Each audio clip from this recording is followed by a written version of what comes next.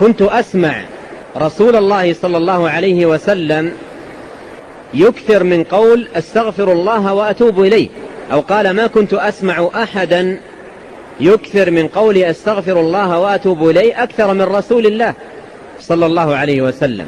فكان يأتي على لسانه هذه الكلمة استغفر الله وأتوب إليه، وفيها الجمع بين الاستغفار والتوبة. حديثنا عن جمع الاستغفار مع التوحيد قد مر معنا بعض الأمثلة عليه، ومن الأمثلة عليه حديث سيد الاستغفار، وهو في صحيح البخاري. قال صلى الله عليه وسلم سيد الاستغفار أن يقول اللهم أنت ربي لا إله إلا أنت، وهذا هو التوحيد، خلقتني وأنا عبدك وأنا على عهدك ووعدك ما استطعت، أعوذ بك من شر ما صنعت، أبوء لك بنعمتك علي وأبوء بذنبي فاغفر لي فإنه لا يغفر الذنوب إلا أنت. فجمع في هذا الدعاء الذي نعته النبي صلى الله عليه وسلم بأنه سيد الاستغفار، والسيد هو المقدم على غيره، جمع فيه بين التوحيد والاستغفار. وقال في تمامه عليه الصلاة والسلام من قاله إذا أصبح ومات قبل أن يمسي دخل الجنة، ومن قاله إذا أمسى ومات قبل أن يصبح دخل الجنة.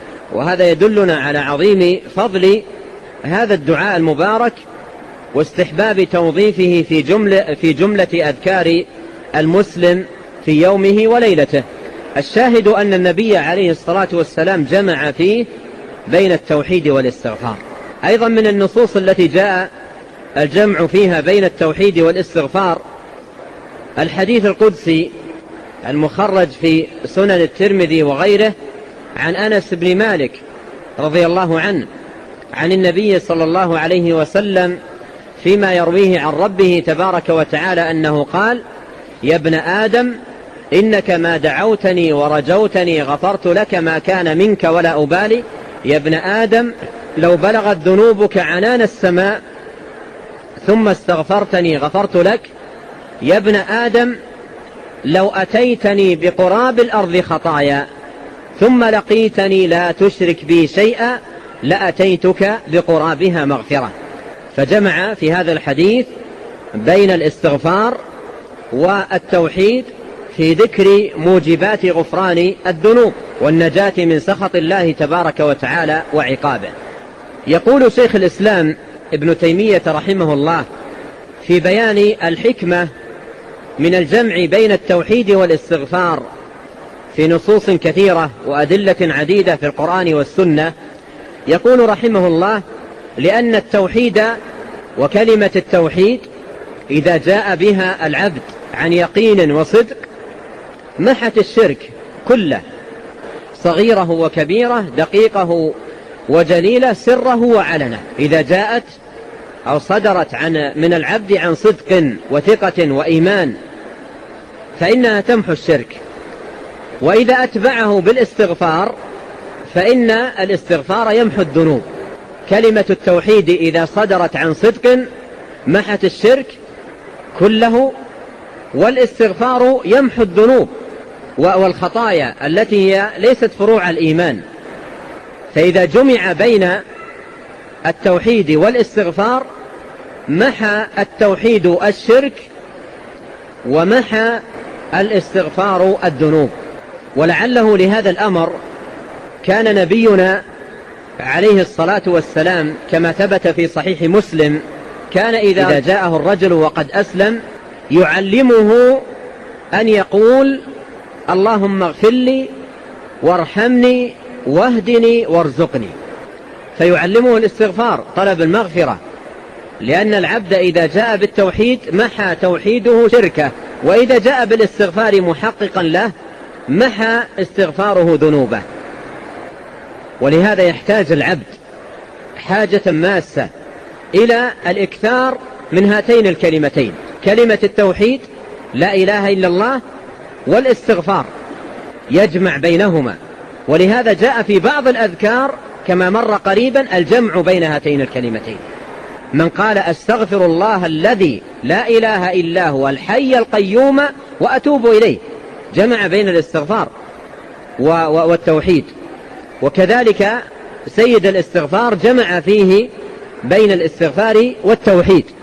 فالتوحيد إذا صدرت كلمته من العبد عن صدق وإيمان وتحقيق محت الشرك، وكلمة الاستغفار أيضا إذا صدرت من العبد عن صدق وحسن التجاء إلى الله وصدق في الطلب والسؤال محت الذنوب، لأن حقيقة الاستغفار طلب محو الذنوب وسترها والعفو عنها والصفح، والله تبارك وتعالى لا يتعاظمه ذنب أن يغفره، ولهذا دعا عباده إلى حسن التوجه إليه وطلب الغفران منه مهما كانت الذنوب.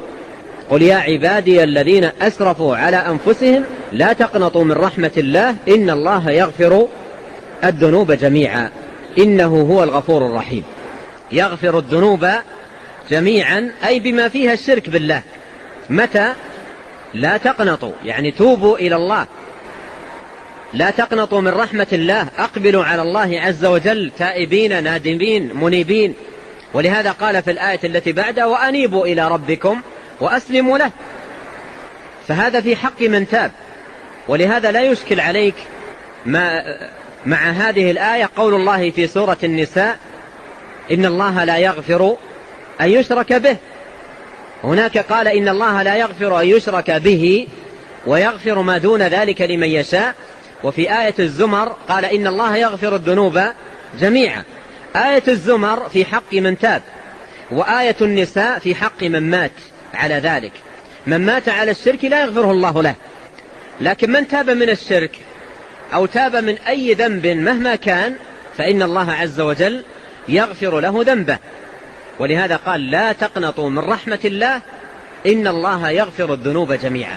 وإذا كان عند العبد ذنوب عديدة من جملتها الشرك بالله فإنه يحتاج للخلاص من هذه الذنوب والنجاة منها، يحتاج إلى التوحيد ويحتاج إلى الاستغفار.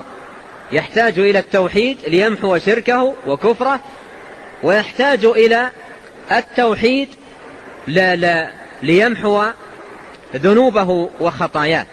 ولهذا مر معنا قريبا الحديث الذي في صحيح مسلم كان الرجل إذا أسلم يعلمه النبي صلى الله عليه وسلم أن يقول اللهم اغفر لي وارحمني واهدني وارزقني.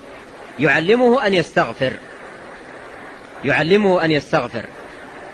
فإذا الجمع بين التوحيد والاستغفار في النصوص في غاية المناسبة، كما أن الجمع بينه وبين الإيمان أيضا في غاية المناسبة، مثل ما معنا في هذه الآية المباركة كل آمن بالله وملائكته وكتبه ورسله لا نفرق بين أحد من رسله وقالوا سمعنا وأطعنا غفرانك ربنا وإليك المصير. ولهذا لما جاء صديق الأمة أبو بكر الصديق رضي الله عنه وقال للنبي عليه الصلاة والسلام علمني دعاء أدعو الله به في صلاتي، قال قل ربي إني ظلمت نفسي.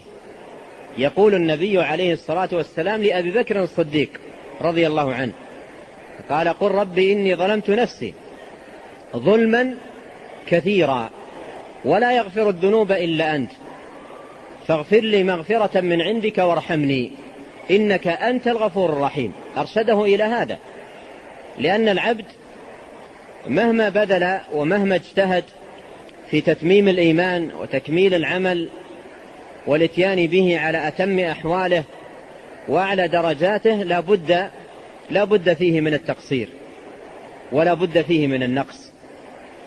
ولهذا يأتي الجمع بينهما، وكذلك يأتي الجمع بين الاستغفار والطاعات التي هي من الإيمان كالصلاة والحج وغيرها من الطاعات على ما سيأتي بيانه وإيضاحه إن شاء الله.